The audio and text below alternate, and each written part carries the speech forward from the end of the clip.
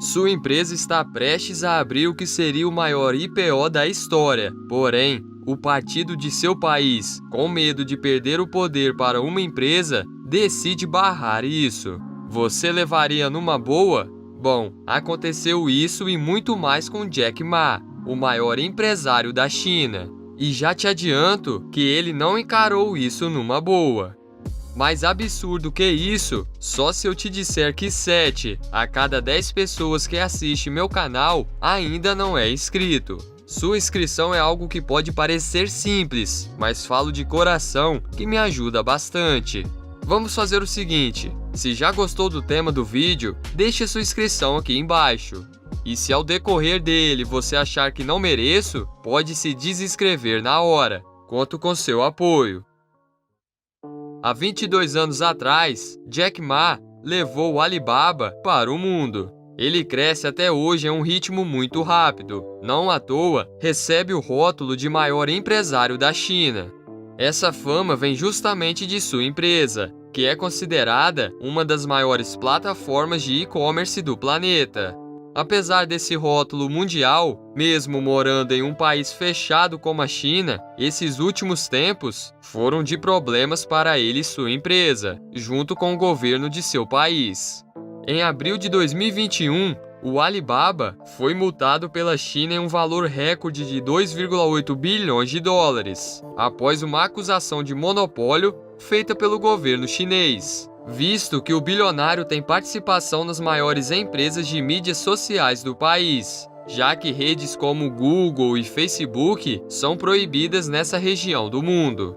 Jack tem uma participação também na ANT, grupo onde detém uma posição muito importante. Esse grupo é quem opera o aplicativo de pagamento digital Alipay, popular na China, com mais de 700 milhões de usuários ativos. A polêmica veio depois que o governo chinês suspendeu o IPO da empresa pelo fato dela não atender às condições de listagem ou aos requisitos de divulgação de informações.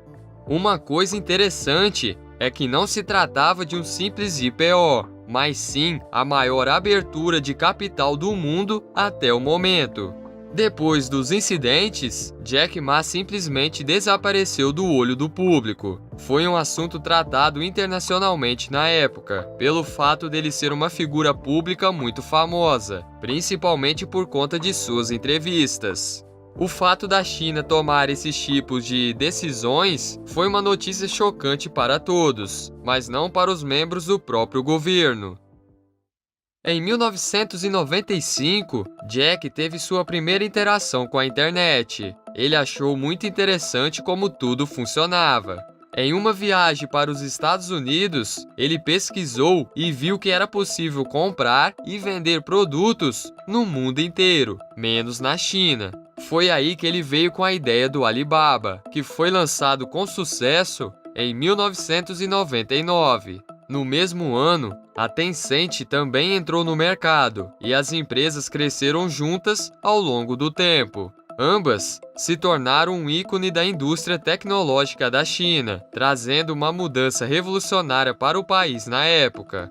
Falando sobre os aplicativos mais bem-sucedidos nos Estados Unidos, a Tencent basicamente criou uma grande combinação de todos eles, enquanto o Alibaba emergiu como um e-commerce gigante e, em seguida, expandindo suas funções incluindo entretenimento e logística.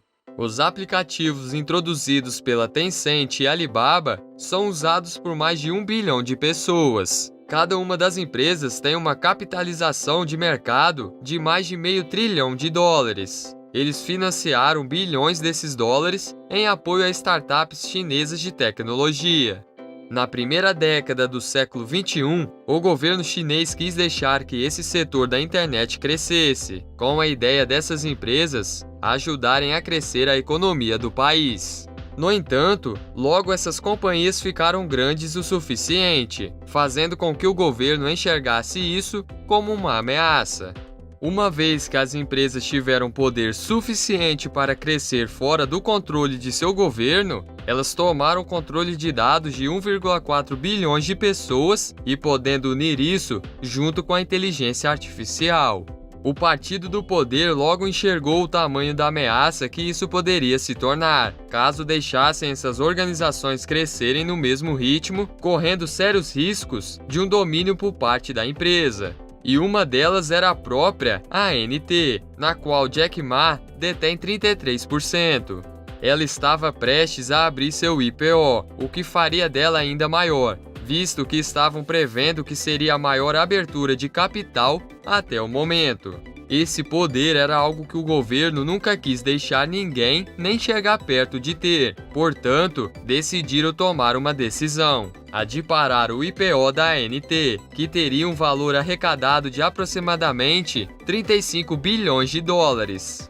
Logo após esse evento, o empresário Jack Ma fez um discurso apelativo e com duras críticas às autoridades regulatórias da China.